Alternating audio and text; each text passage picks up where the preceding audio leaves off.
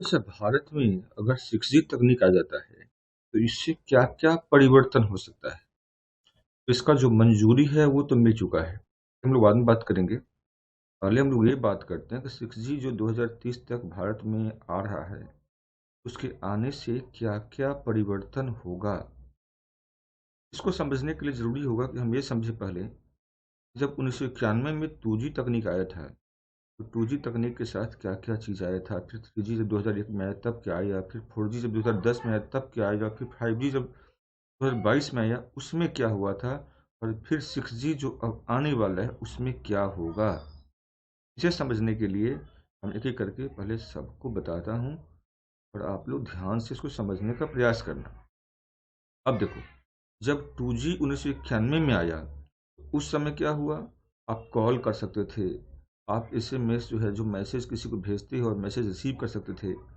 Internet जो है, आपको बहुत धीमे स्पीड के साथ यहाँ पे आपको मिल गया था। जब 2001 में 3G आया, 3G के साथ अब क्या हुआ थोड़ा-सा फ़ायदा आपको, अब आप सिर्फ़ एसएमएस ही नहीं बल्कि आप अब ईमेल भी पा रहे थे, आप साथ-साथ वीडियो, पिक्चर भी शेयर करने लगे थे, आप वेब ब्राउज़िंग भी आपका फ़ास्ट हो गया था, आपको वायरलेस सेवा भी आपको मिल गया था। और ये तमाम परिवर्तन हुआ 2001 में 3G के साथ। जब ये 2010 की बात है, जब 4G आया 2010 में, तो यहाँ से लोगों को अब हाई स्पीड इंटरनेट जो है वो मिलना शुरू हुआ।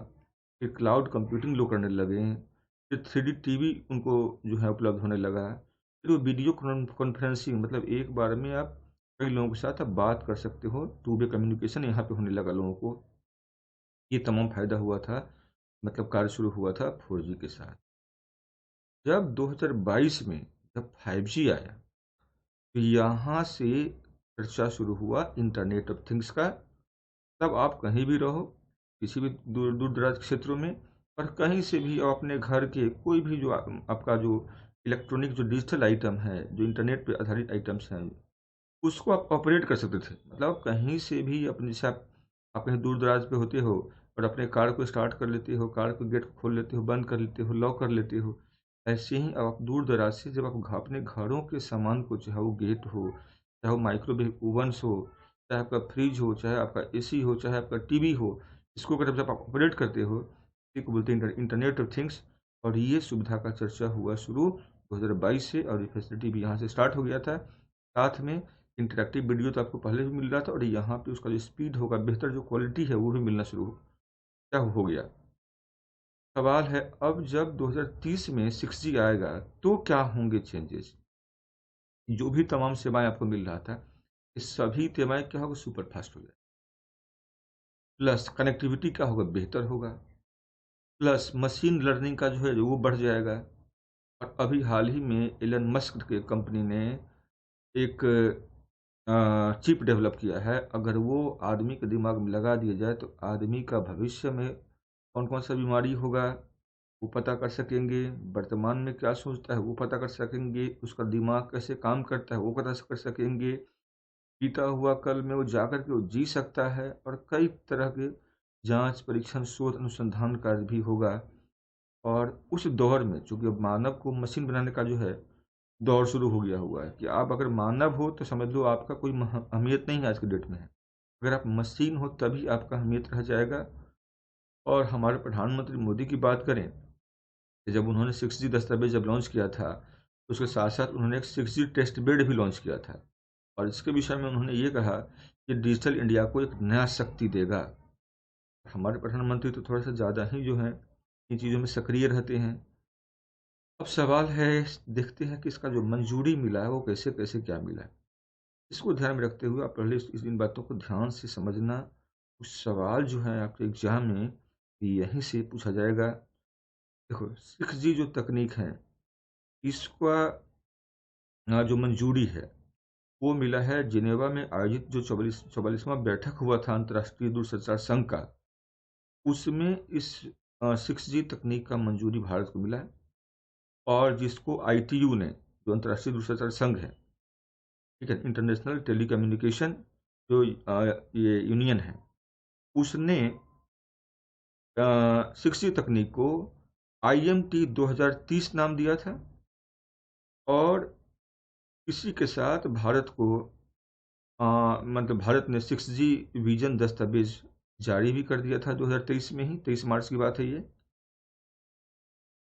समझ रहे हो ना? तो इन बातों को आपको यहाँ पे ध्यान से याद रखना है।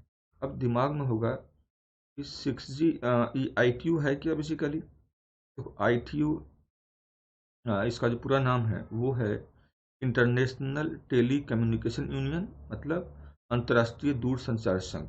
इसका जो गठन है 17 मई 1865 को हुआ था। इसका मुख्यालय जिनेवा स्विट्जरलैंड में है और ये संयुक्त राष्ट्र आर्थिक एवं सामाजिक परिषद से ये जुड़ा हुआ है ये। अब रही बात, मतलब ये है क्या? ये संयुक्त राष्ट्र का एक विशेष एजेंसी है। इसका जो अभी सचिव है वो है डोरेन बोगडान मार्टिन। और संयुक्त राष्ट्र के जितने भी 193 जो सदस्य देश हैं वो सबका सब इसका भी सदस्य है ना। आप लोग पहले इसको याद रखना। और देखो, अभी तक और क्या है, आज का दौर हम लोग को MBPS से लेकर के GBPS का सेवा मिल रहा है।